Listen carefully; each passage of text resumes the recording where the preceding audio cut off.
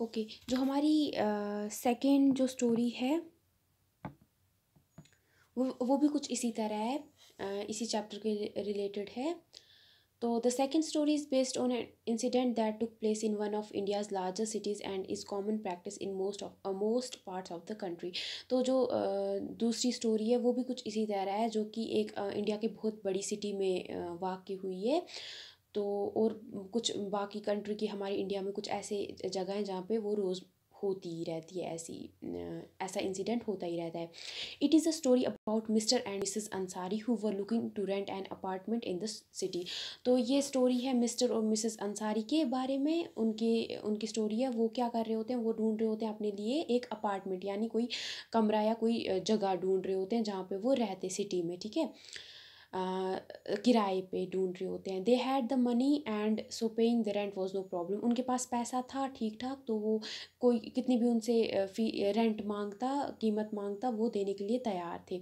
They went to a property dealer for help to find a place. तो वो property जो dealer है, जो डील वगैरह करता है इन सारी चीज़ों की, उसके पास जाता है और उसको जाते हैं उसके पास और उसको बोलते हैं हमें कोई जगह ढूंढने में हेल्प करो। The dealer inform them that he knew about quite a few apartments that were available for rent. तो जो डीलर है वो उनको बताता है कि उसको कुछ अपार्टमेंट्स ऐसे हैं, जगह हैं जिसके बारे में उसको पता है कि वो किराए पे देने के लिए तैयार हैं वो लोग। दे visited the first apartment and the Ansaris liked it very much and decided to take it। वो जब पहले अपार्टमेंट, पहले कमरे या घर को देखने जाते हैं, वो जो अंसारीज हैं उनको वो बहुत अच्छा लगता है वो घर। तो वो बोलते हैं कि हम ये ले लेंगे, ठीक है। वो बोलते हैं हम यही लेंगे, यही कर लेंगे। However, when the landlady found out their names, she made an excuse about how she could not rent the house to someone who ate meat because the building did not have any non-vegetarian residents। तो अब क्या होता है, जब वहाँ की land lady को पता चलता है कि इनके नाम मतलब अंसारी हैं, मतलब ये मुस्लिम्स हैं, नाम से पता चलता है, तो वो ये एक्सक्यूज़ बनाती, वो ये बहाना बनाती है उनको मकान ना देने का, कि वो उनकी बिल्डिंग में जितने भी बाकी लोग हैं वो मीट नहीं खाते हैं, ठीक है। आप मुस्लिम्स हो तो आप मीट खाते होंगे, तो बाकी जो यहाँ पे रेजिडेंट्स वगैरह, जो यहाँ पे रहने वाले लोग हैं, वो सारे नॉन वेजिटेरियन उसमें से कोई नहीं है, वो सारे मीट वगैरह नहीं खाते हैं।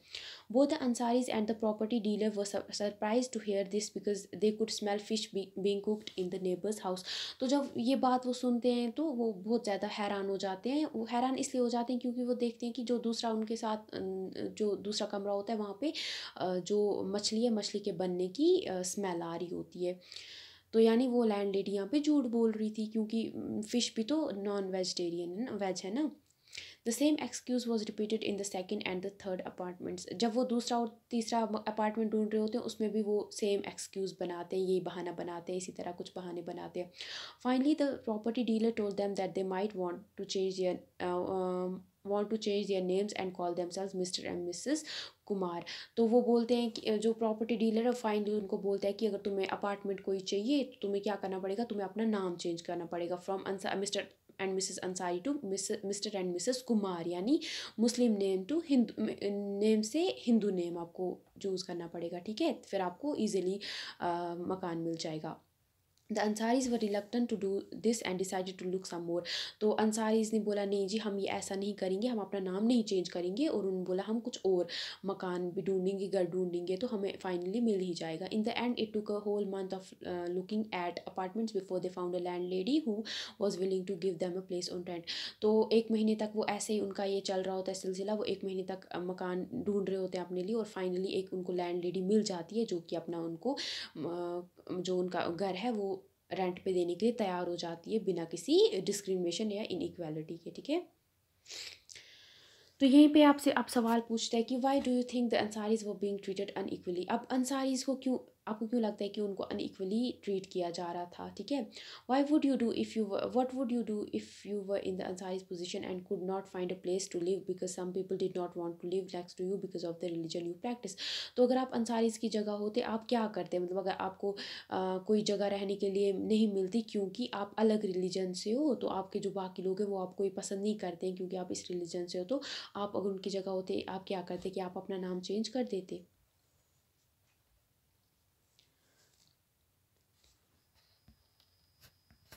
तो उसके बाद आपको एक और क्वेश्चन पूछा जा रहा है कि if you were one of the Ansaris how would you have responded to this suggestion that you change your name. अगर आप अंसारीज की जगह होते, अगर आपको कोई बोलता कि इसी तरह आप अपना नेम चेंज करो, क्या आप उनकी जगह होते, आप क्या करते, ठीक है। Can you think of an incident in your life in which your dignity was violated, how did this make you feel. क्या आपकी लाइफ में कभी ऐसा हुआ है, कभी आपकी जो आपका आत्मसम्मान है उस पर, मतलब जो आपकी इज़्ज़त, जो आपको मतलब आपको ठेस पहुंचाई हो किसी ने, क्या आपके साथ ऐसा हुआ है कभी, आपके आत्मसम्मान को किसी ने ठेस पहुंचाई है, तो आपको उस टाइम कैसा लगा है, ठीक है।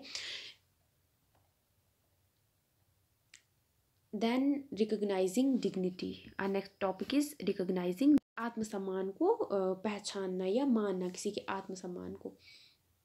You have understood by now that the caste we born into, the religion we practice, the class background we come from, whether we are male or female, these are often the things that determine why some people are treated unequally. तो अभी तक आपने जो ये पढ़ा है, इससे आपको ये समझ आ गया होगा कि ज़ात, किस ज़ात के हो आप, कहाँ किस घर में आप पैदा हुए हो, कौन सा रिलीजन आप, कौन सा मज़हब यानी मानते हो, और किस क्लास से आप, अमीर हो या गरीब हो, या आप मर्द हो औरत हो। ये कुछ चीज़ें हैं जिनकी वजह से आपके साथ लोग आपको अनइक्वली ट्रीट करते हैं, इन कुछ चीज़ों की वजह से। Om Prakash Valmiki and Ansaris are being treated unequally on the basis of difference of caste and religion. Om Prakash जो थे उनको किस चीज़ पे अनइक्वली ट्रीट किया जाता था, क्योंकि वो दलित थे, यानी कास्ट की वजह से, ज़ात की वजह से। और जो अंसारीज थे उनको उनके मज़हब की वजह से किया जा रहा था ना, उनके साथ भेदभाव किया जा रहा था, यानी उनको अलग माना जा रहा था, इक्वल नहीं माना जा रहा था।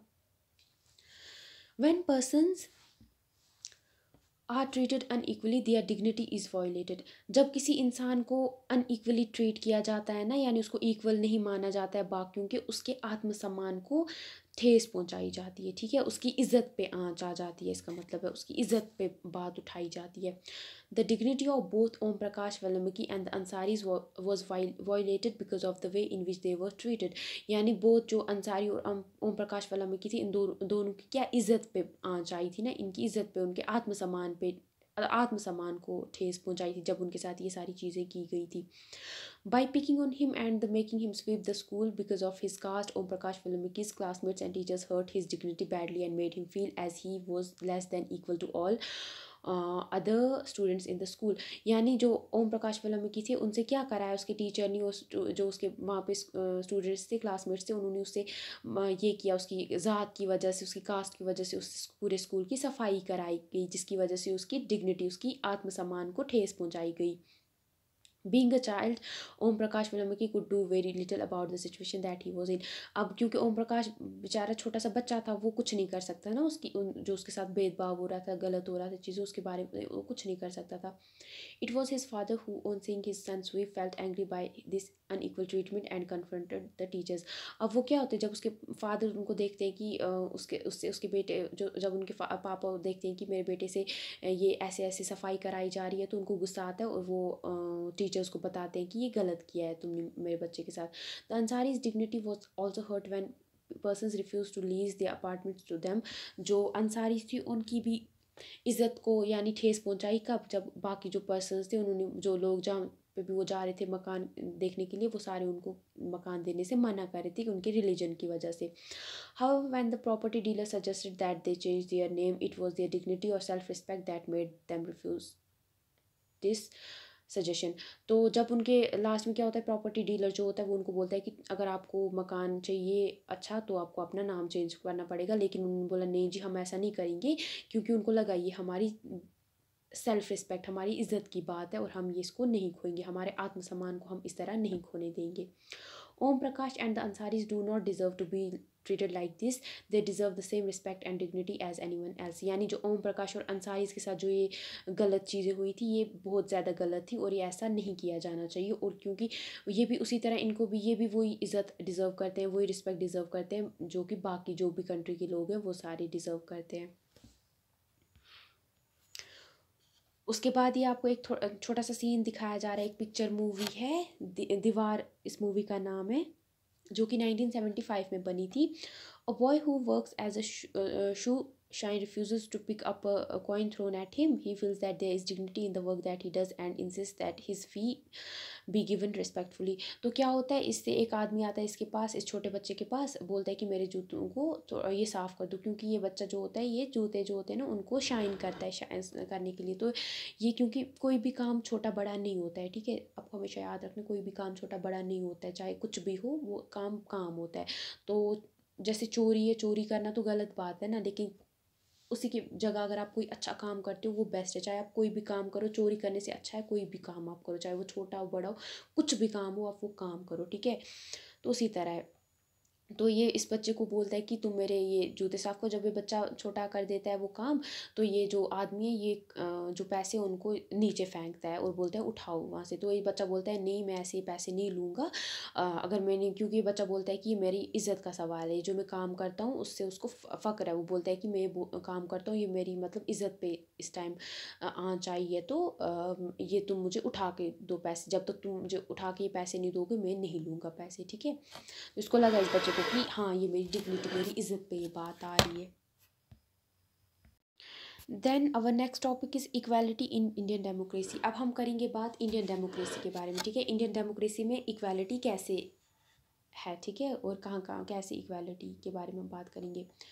द इंडियन कॉन्स्टिट्यूशन, कॉन्स्टिट्यूशन मैंने आपको बताया क्या है। कॉन्स्टिट्यूशन एक बुक है जिसमें हमारे सारे रूल्स और रेगुलेशंस लिखे हैं जो कि हमें फॉलो करने हैं, ठीक है। जो भी चीज़ें हमारी गवर्नमेंट करेगी, कैसे उसको काम वाम करने, वो सारे उसके ऊपर उसके अंदर लिखे गए हैं, ठीक है। ये एक बुक है, ठीक है। तो the Indian constitution recognises every person as equal. तो जो हमारा इंडियन कॉन्स्टिट्यूशन है, जो हमारे भारत का कॉन्स्टिट्यूशन है, संविधान है, वो बोलता है कि सारे लोग इक्वल हैं, ठीक है। कोई छोटा बड़ा नहीं है, कोई अमीर गरीब नहीं है, सारे लोग इक्वल हैं। This means that every individual in the country including male and female person from all caste, religions, tribes, educational and economic backgrounds are recognized as equal। यानी हमारा कॉन्स्टिट्यूशन बताता है कि चाहे आप कहीं से भी बिलोंग करते हो, किसी भी रीजन के हो, चाहे आप मर्द हो औरत हो, चाहे आप किसी भी ज़ात के हो, चाहे आप पहाड़ी हो, चाहे आप का रिलीजन कुछ भी हो, मतलब हिंदू हो, मुस्लिम हो, चाहे आप बकरवाल हो, चाहे आपने पढ़ाई की हो नहीं की हो, चाहे आप अमीर हो गरीब हो, आप सब इक्वल हो, कोई बड़ा छोटा नहीं है, ठीक है। ये हमारा कॉन्स्टिट्यूशन बताता है। This is not to say that inequality ceases to exist, it doesn't, but at least in democratic India the principle of equality of all persons is recognised. लेकिन अब हम ये नहीं बोल सकते हैं कि इस पर लिखा है हमारे कॉन्स्टिट्यूशन में कि इक्वालिटी नहीं, इक्वालिटी है तो इसका मतलब इक्वालिटी होती है, ऐसा भी नहीं है। बहुत जगहों पे ऐसा है कि इनइक्वालिटी स्टिल एग्जिस्ट करती है, अभी भी बहुत जगहों पे इनइक्वालिटी होती है लोगों के साथ। लेकिन अब हम ये बोल सकते हैं कि हमारा जो डेमोक्रेटिक इंडिया है इसमें ये प्रिंसिपल मतलब हमारे लॉ में रखा है कि इक्वालिटी को माना है। यानी अगर कहीं पे देखा जाएगा कि किसी के साथ इनइक्वालिटी हो रही है तो वहाँ पे उस इंसान को सज़ा मिलेगी जो इनइक्वालिटी कर रहा है। वाइल अर्लियर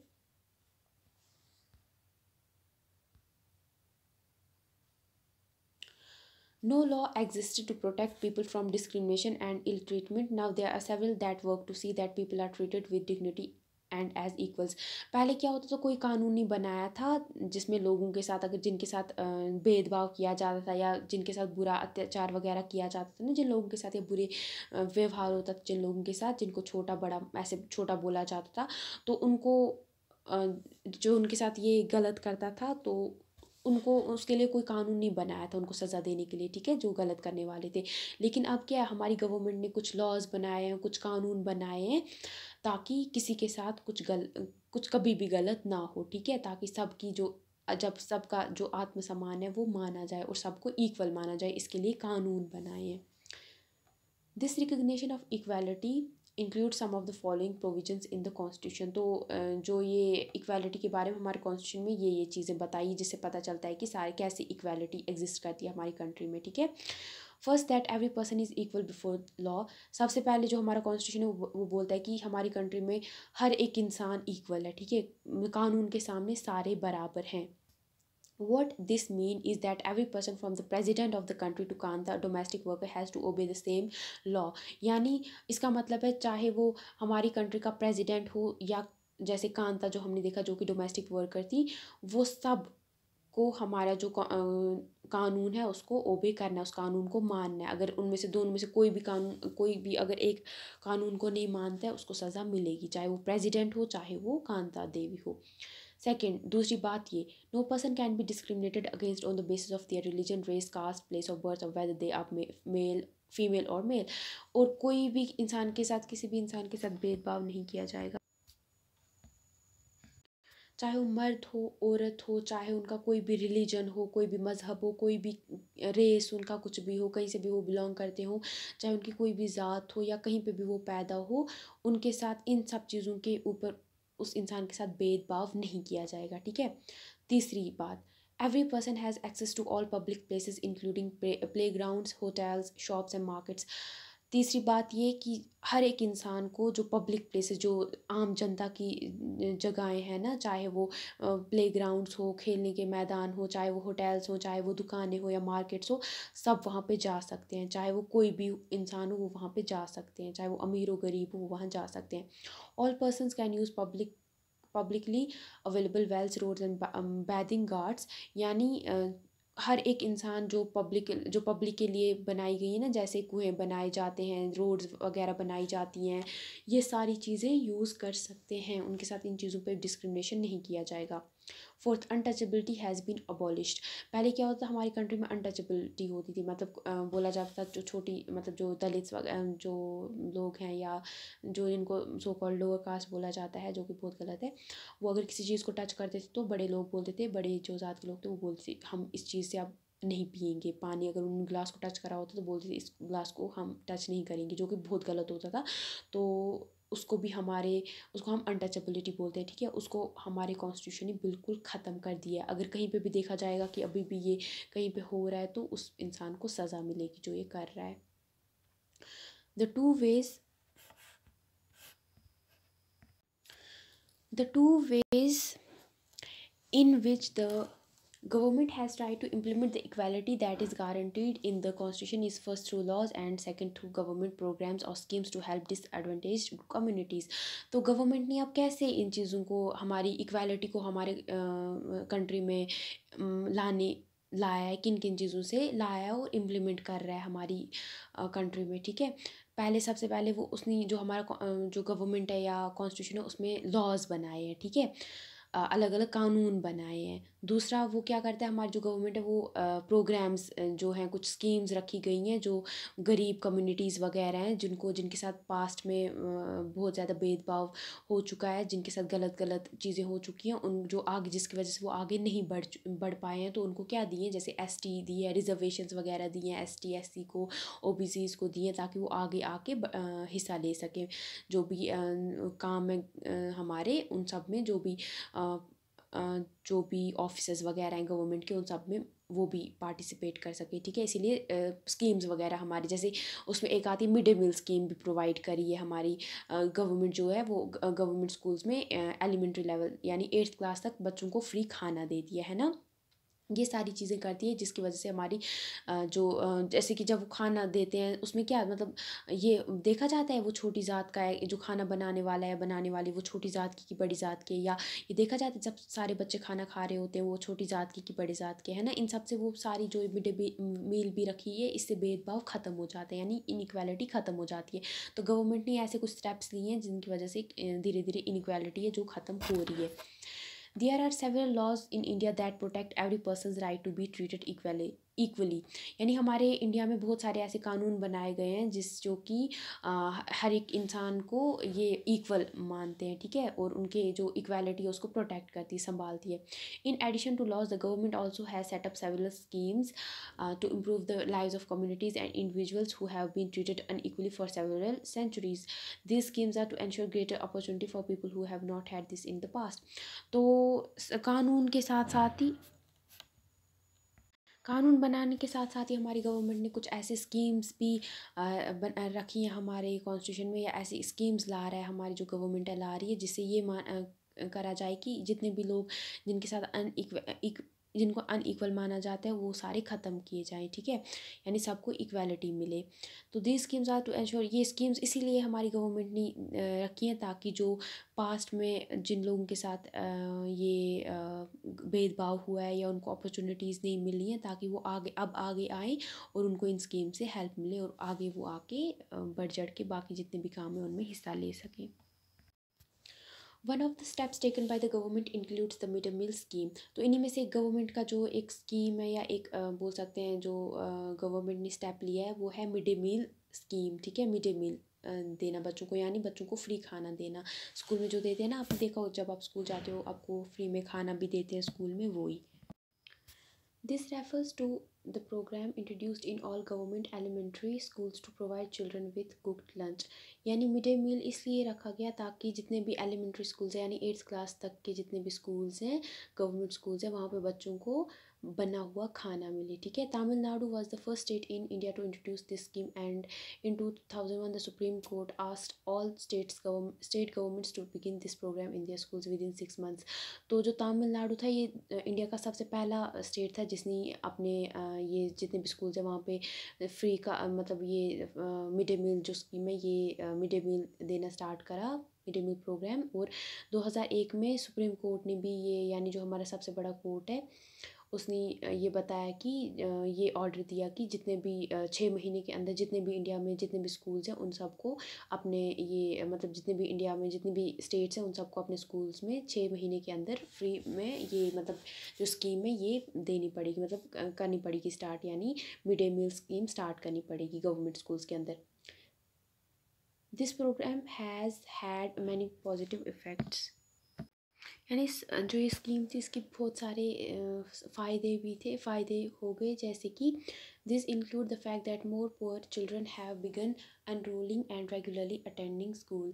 जैसे कि जैसे ये स्कीम जितने भी स्कूल्स ने इंडिया में स्टार्ट करी देनी, तो बहुत सारे जो गरीब बच्चे थे उन्होंने स्कूल आना रेगुलरली आना स्टार्ट कर दिया और ज़्यादा से ज़्यादा बच्चे स्कूल आने लगे, क्योंकि उनको वहाँ पे जो गरीब बच्चे थे उनको खाने को भी वहाँ पे मिल रहा था जब अच्छे से, तो उन्होंने बोला नहीं जी अब हमें ज़रूरी स्कूल जाना है। Teachers reported that earlier children would often go home for lunch and then not return to school, but now with the midday meal being provided in school, their attendance has improved। तो teachers बोलने लगे, teachers ने ये बताया कि पहले क्या होता था जब बच्चे स्कूल जाते थे खाना खाने के लिए तो वो वापस स्कूल नहीं आते थे, वो घर में ही रहते थे और वो वापस नहीं आते थे। लेकिन जब से मिड डे मील स्कूल में ही देना स्टार्ट हो गया तो अब उनकी अटेंडेंस है जो वो अब जो उनकी हाज़िरी है वो बढ़ गई है। Their mothers who earlier had to interrupt their work to feed their children at home during the day now no longer need to do so। यानी जो कुछ जैसे बच्चे होते उनकी माएँ काम वाम कुछ करती थी तो उनको अपना काम छोड़ के अपने बच्चे को आना पड़ता था घर आके खाना खिलाने के लिए, लेकिन अब जब उनके बच्चों को स्कूल में ही खाना मिल रहा है तो उनको अपने काम से भी आने की ज़रूरत नहीं पड़ती है। This program has also helped reduce caste prejudices because children of all castes in the school eat this meal together, and in quite a few places तो Dalit women have been employed to cook the meal. तो अब इस programme से क्या हो गया, जो cast prejudices मतलब लोगों ने रखा था ना ये दिमाग में सोच के, मतलब प्रेजुडिस होता है किसी पर्टिकुलर सोसाइटी या कुछ इंसान या किसी इंसान या किसी चीज़ के बारे में कोई सोच बना लेना जो कि सच में ना हो, लेकिन हम अपने बारे में दिमाग में ही सोच लेते हैं हाँ जी वो ऐसा होगा तो वो वैसा ही, मतलब ऐसा है तो वैसा ही होगा। या कोई एक कम्युनिटी का कोई इंसान गलत होता है तो हम बोलते हैं वो पूरी कम्युनिटी या वो सारे लोग ही गलत है। या किसी एक परिवार का एक बच्चा ख़राब निकलता है तो हम बोलते हैं उसके सारे घर वाले ख़राब होंगे, ये ज़रूरी तो नहीं है ना, इसी को हम बोलते हैं प्रेजुडिस। तो ये कास्ट प्रेजुडिस मतलब ज़ात के ऊपर जो लोगों की सोच थी कि छोटे ज़ात के जो लोग हैं वो बड़े लोगों के साथ नहीं बैठ सकते, जो अमीर है वो गरीबों के साथ नहीं बैठ सकते हैं, इससे क्या हो गया वो भी ख़त्म हो गया, ठीक है। और इसमें क्या हो गया जो जितने भी बच्चे थे वो सारे मिलजुल के एक जगह पे बैठ के खाना खा रहे थे। और बहुत जगहों पे ऐसी कुछ जगहें थी जहाँ पे दलित वुमेन जो थी औरतें होती वो खाना बनाया करती थी। The mid day meal program also helps reduce the hunger of poor students who often come to school and cannot concentrate because their stomachs are empty। तो इससे क्या हो गया जो मिड डे मील प्रोग्राम था इसने हेल्प किया कि जो वो बच्चे जो बहुत गरीब थे और वो उनको खाने को कुछ खाने के लिए उनके पास पैसे नहीं होते थे और मतलब उनको बहुत भूख होती थी, जिसकी वजह से वो पढ़ाई पे पूरा ध्यान नहीं दे पाते थे, क्योंकि उनके जो स्टमक थे, उनका जो स्टमक वगैरह थे वो खाली होती थी, उनको बहुत भूख होती थी, जिसकी वजह से वो पढ़ाई नहीं कर पाते थे। अब वो पढ़ाई भी अच्छे से कर पा रहे हैं। While government programs play an important role in increasing equality of opportunity, there is much that still need to be done. यानी जो गवर्नमेंट जो ये प्रोग्राम्स वगैरह गवर्नमेंट ने बनाए हैं, इस ये तो अपना बहुत ज़्यादा अहम रोल निभा रही हैं इक्वालिटी लाने में हमारी कंट्री में, लेकिन इसके बावजूद भी ऐसी बहुत सारी चीज़ें हैं जो भी करनी है। While the mid day meal programme has help increase the enrolment and attendance of poor children in school, यानी जैसे कि मिड डे मील स्कीम थी, उसे हमने क्या देखा, ज़्यादा से ज़्यादा बच्चे स्कूल आने लगे और ज़्यादा से ज़्यादा बच्चे एडमिशन वगैरह करने लगे, जो गरीब बच्चे थे वो भी स्कूल आने लगे। तो इसके बावजूद भी क्या है, there continues to be big differences in our country between schools that the rich attend and those the poor attend. यानी हमारी कंट्री में ऐसे स्कूल्स बहुत, जैसे वो स्कूल्स है जहाँ पे मतलब बहुत ज़्यादा स्कूल्स के मतलब डिफरेंसेस है, स्कूल में भी मतलब अलग अलग है, जैसे कि जो गरीब के बच्चे जिस स्कूल में जाते हैं और जहाँ पे अमीर के बच्चे स्कूल जाते हैं, ठीक है, उनमें भी बहुत ज़्यादा डिफरेंसेस हैं, ठीक है। Even today there are several schools in the country in which Dalit children like Om Prakash Valmiki are discriminated against and treated unequally. और हमारे आज भी हमारी कंट्री में ऐसे कुछ स्कूल्स हैं जहाँ पे जैसे कि दलित बच्चे, जैसे कि ओम प्रकाश वाल्मीकि के साथ भेदभाव हुआ था उसकी उनकी कास्ट की वजह से, वैसे ही अभी भी कुछ स्कूल्स ऐसे हैं जहाँ पे बच्चों के साथ इनइक्वालिटी होती है, ठीक है, भेदभाव किया जाता है। These children are forced into unequal situations in which their dignity is not respected। तो इनके साथ इतनी बुरी बुरी चीज़ें की जाती हैं जिसकी वजह से इनका जो आत्मसम्मान है इन बच्चों का, उस पर उसको ठेस पहुंचाई जाती है, ठीक है। This is because people refuse to think of them as equal even though the law requires it. ये इसलिए क्योंकि जो लोगों की सोच है ना, जो मैंने आपको पहले बताया, जो लोगों की सोच है, लोग अपनी सोच चेंज नहीं करते हैं, ठीक है। जो उनकी सोच है ना, सोच में ही डिफेक्ट है, क्योंकि वो सोचते हैं कि ये छोटे हैं बड़े हैं, जिसकी वजह से वो उनको इक्वल नहीं मानते हैं, ठीक है। जबकि हमारा जो लॉ है, हमारा कानून है, वो बोलता है कि सारे लोग इक्वल हैं, लेकिन ऐसे लोग हैं हमारी सोसाइटी में अभी भी जो ऐसा नहीं सोचते हैं। तो अब हम इतना ही बता सकते हैं कि ये उनकी सोच में डिफेक्ट है, जो कि उनको चेंज करना पड़ेगा, क्योंकि कोई भी इंसान छोटा बड़ा नहीं है, सब इक्वल है, ठीक है। और जब भी हम चाहते हैं ना कि चेंज हमारी सोसाइटी में चेंज आए, तो चेंज हमें अपने घर से स्टार्ट करना है। अगर आपको भी लगता है कि आपके घर में किसी के साथ इनइक्वालिटी हो रही है, किसी को छोटा बड़ा समझा जा रहा है या गलत कुछ हो रहा है, तो उसके खिलाफ आवाज़ उठाओ, ठीक है। चाहे वो आपका कोई अपना ना भी हो, कोई बाहर का भी हो, लेकिन आवाज़ उठाओ, क्योंकि बोलते हैं ना चैरिटी स्टार्ट्स फ्रॉम होम। तो अपने घर से ही स्टार्ट करो और फिर ही बाहर। अगर आप चाहते हो बाकी पूरी सोसाइटी में चेंज आए, तो आपको पहले अपने घर में चेंजेस लाने पड़ेंगे, ठीक है। अगर आपको घर में लगता है कि किसी के साथ इनइक्वालिटी हो रही है, स्कूल में इनइक्वालिटी हो रही है, उसके खिलाफ आपको आवाज़ उठानी है, ऐसे ही नहीं सहना है, ठीक है। One of the main reasons for this is that attitudes change very slowly. तो अब ऐसा क्यों है, लोग मतलब क्यों नहीं मान रहे, हमारा लॉ जो है, कानून बता रहा है कि सारे लोग इक्वल हैं, बराबर, लेकिन लोग ऐसा नहीं मानते, क्यों? क्योंकि ये इसलिए है क्योंकि जो लोगों का नज़रिया है ना, सोचने का नज़रिया, ये इसको चेंज होने में बहुत ज़्यादा टाइम लगता है। ये धीरे मतलब ये धीरे धीरे होता है, ये जल्दी एक सेकंड में नहीं हो सकता है। Even though persons are aware that this discrimination is against the law, they continue to treat people unequally on the basis of their caste, religion, disability, economic status and because they are women. तो जबकि लोगों को पता है कि ये जो भेदभाव करना है, ये हमारे लॉ ने इसको मना किया है, मतलब हमारा कानून बोलता है कि आप नहीं कर सकते हो, किसी के साथ भी भेदभाव नहीं कर सकते हो, अगर करोगे आपको सज़ा मिलेगी, लेकिन इसके बावजूद भी लोग करते हैं, दूसरों के साथ डिस्क्रिमिनेशन करते हैं, यानी उनको अनइक्वल मानते हैं या भेदभाव करते हैं, क्योंकि वो अलग ज़ात के होते हैं, अलग मज़हब के होते हैं, या कोई किसी को बेचारे को कोई प्रॉब्लम होती है, या कोई अमीर होता है या गरीब होता है, या वुमेन हो, इन चीज़ों की वजह से उनके साथ इनइक्वालिटी होती है या भेदभाव किया जाता है, डिस्क्रिमिनेशन किया जाता है। It is only when people begin to believe that no one is inferior and that every person deserves to be treated with dignity, तो ये तभी सारी चीज़ें हो सकती, इक्वालिटी तभी हमारी सोसाइटी में अच्छे से आ सकती है, जब लोग ये चीज़ें माने, जब लोग माने कि कोई छोटा बड़ा नहीं है, सब बराबर हैं, ये तभी आ सकता है। यानी और हर एक इंसान का आत्मसम्मान है, उसको ठेस नहीं पहुंचानी चाहिए, उसकी इज्जत करनी चाहिए, तभी हमारी सोसाइटी में इक्वालिटी आ सकती है। That present attitudes can change, और तभी जो हमारे अभी की जो लोगों की सोच है वो चेंज हो सकती है जब हम सब हर एक को इक्वल मानेंगे, किसी को छोटा बड़ा नहीं मानेंगे। Establishing equality in a democratic society is a continuous struggle and one in which individuals as well as various communities in India contribute to, and you will read more about this in this book। तो जो ये है equality किसी भी democratic society में लाना, ये कोई इजी प्रोसेस नहीं है, ये बहुत मतलब लंबी जदोजहद है और ये चलती रहेगी, ये बहुत आगे तक चलने वाली है। तो इसी के बारे में हम आगे भी जो आने वाले चैप्टर्स हैं इस बुक में, उनमें उनके बारे में हम और भी पढ़ेंगे।